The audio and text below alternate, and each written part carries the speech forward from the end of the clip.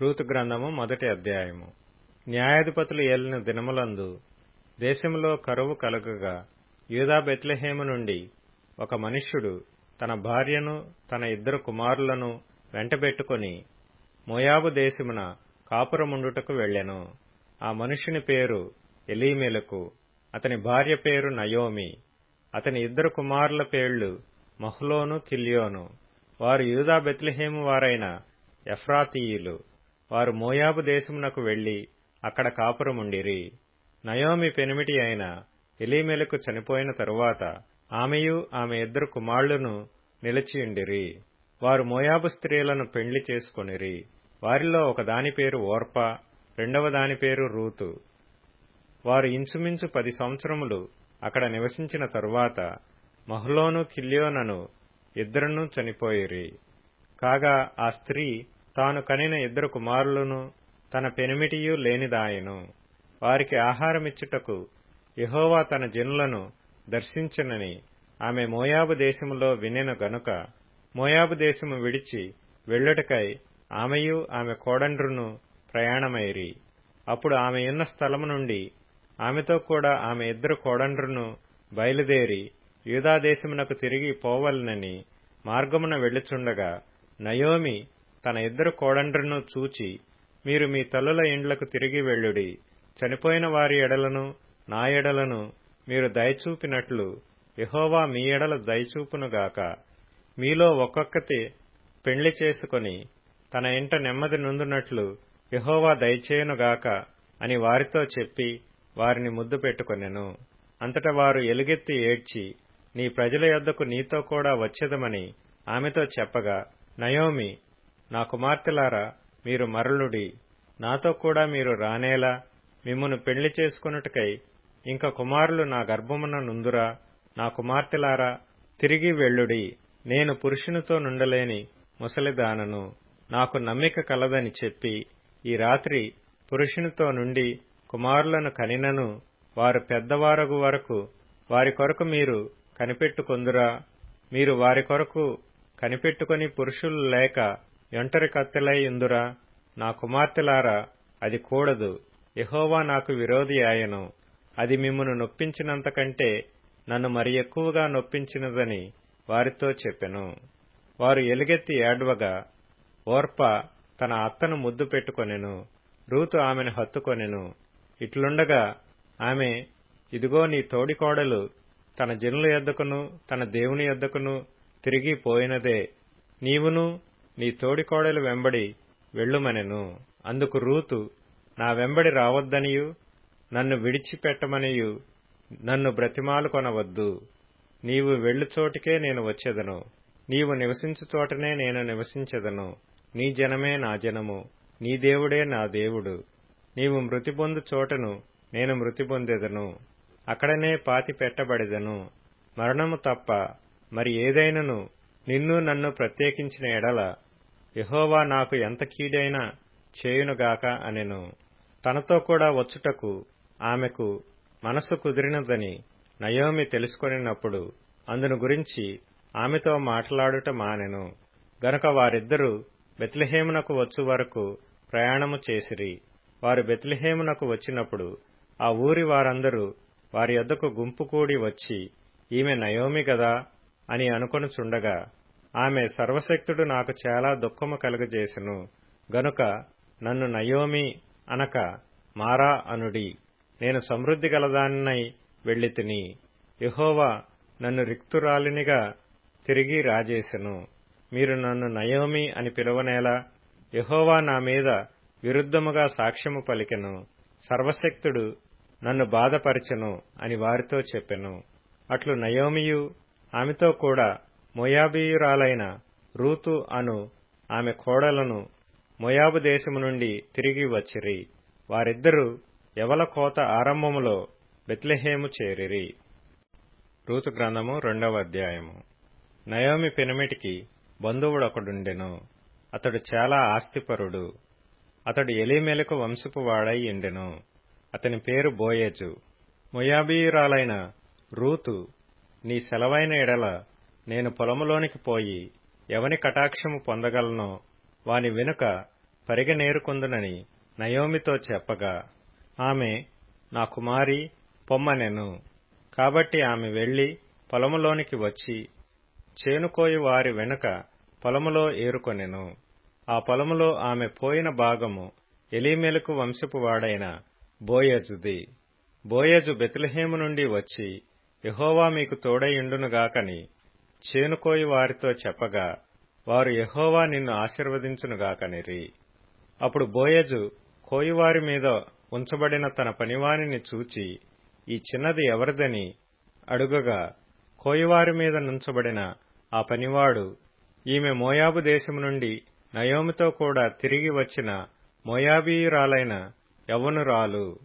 ఆమె, నేను కోయివారి వెనుక పనల మధ్యను ఏరుకొని కూర్చుకొనుటకు దయచేసి నాకు సెలవిమ్మని అడిగెను. ఆమె వచ్చి ఉదయము మొదలుకొని ఇదివరకు ఏరుకొనుచుండెను. కొంతసేపు మాత్రము ఆమె ఇంట కూర్చుండెనని వాడు చెప్పెను. అప్పుడు బోయజు రూతుతో, నా కుమారి, నా మాట వినుము. వేరొక పొలములో ఏరుకొనుటకు పోవద్దు, దీనిని విడిచిపోవద్దు. ఇచ్చట నా పనికత్తెల యొద్ద నిలకడగా ఉండుము. వారు కోయి చేనె కనిపెట్టి వారిని వెంబడించుము. నిన్ను ముట్టకూడదని యవనస్తులకు ఆజ్ఞాపించి ఉన్నాను.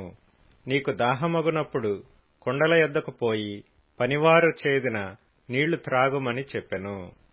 అందుకు ఆమె సాగిలపడి తల వంచుకొని, ఏమి తెలిసి పరదేశినైన నాయందు లక్ష్యముంచునట్లు నీకు కటాక్షము కలిగెనో అని చెప్పగా, బోయజు, నీ పెనిమిటి మరణమైన తరువాత నీవు నీ అత్తకు చేసినదంతయు నాకు తెలియబడెను. నీవు నీ తల్లిదండ్రులను నీ జన్మభూమిని విడిచి ఇంతకు ముందు నీవు ఎరుగని జనమునొద్దకు వచ్చితివి.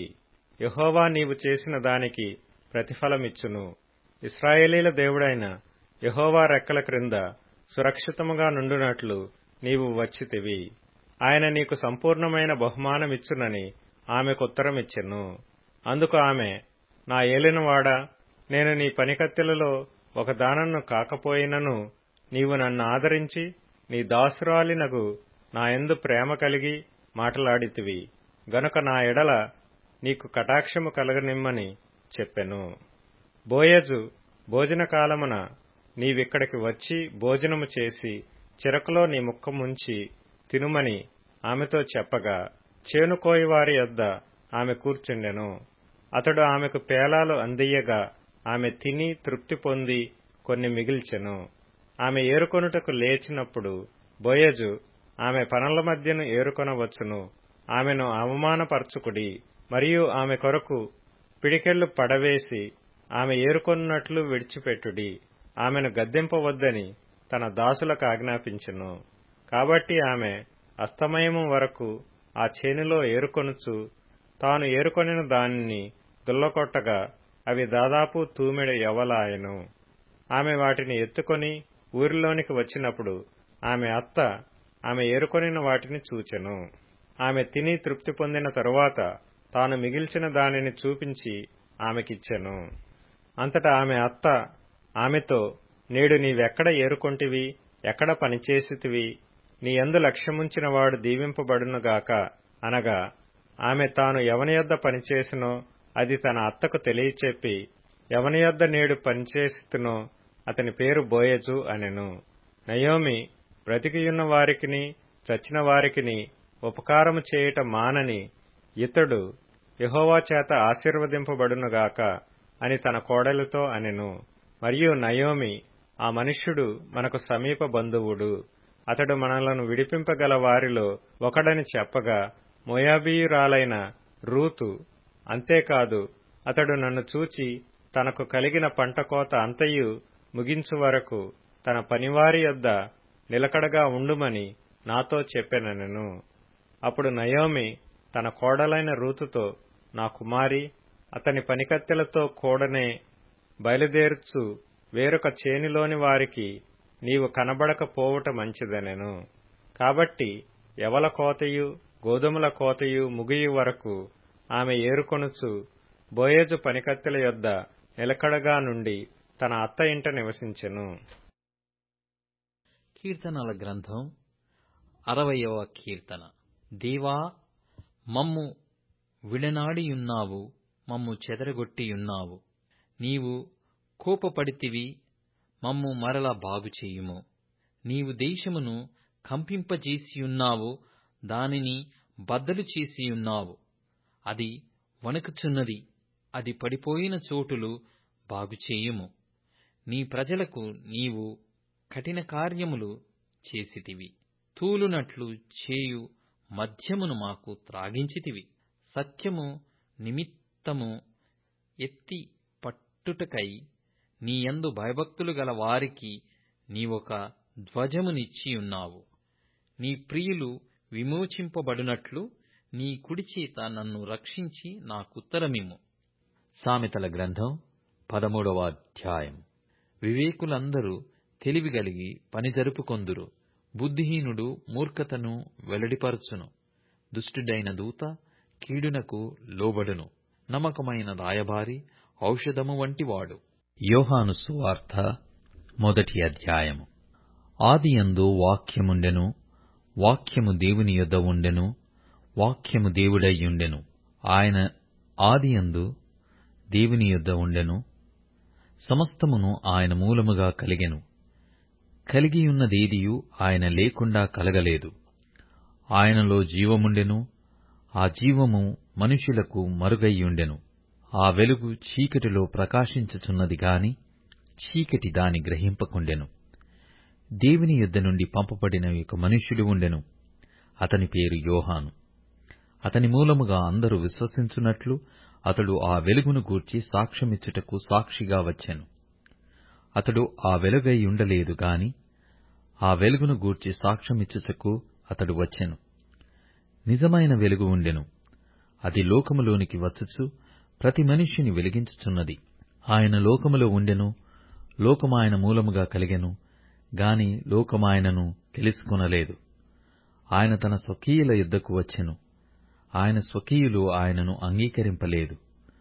తన్ను ఎందరంగీకరించిరో వారికందరికీ, అనగా తన నామమందు విశ్వాసముంచిన వారికి దేవుని పిల్లలగుటకు ఆయన అధికారం అనుగ్రహించెను.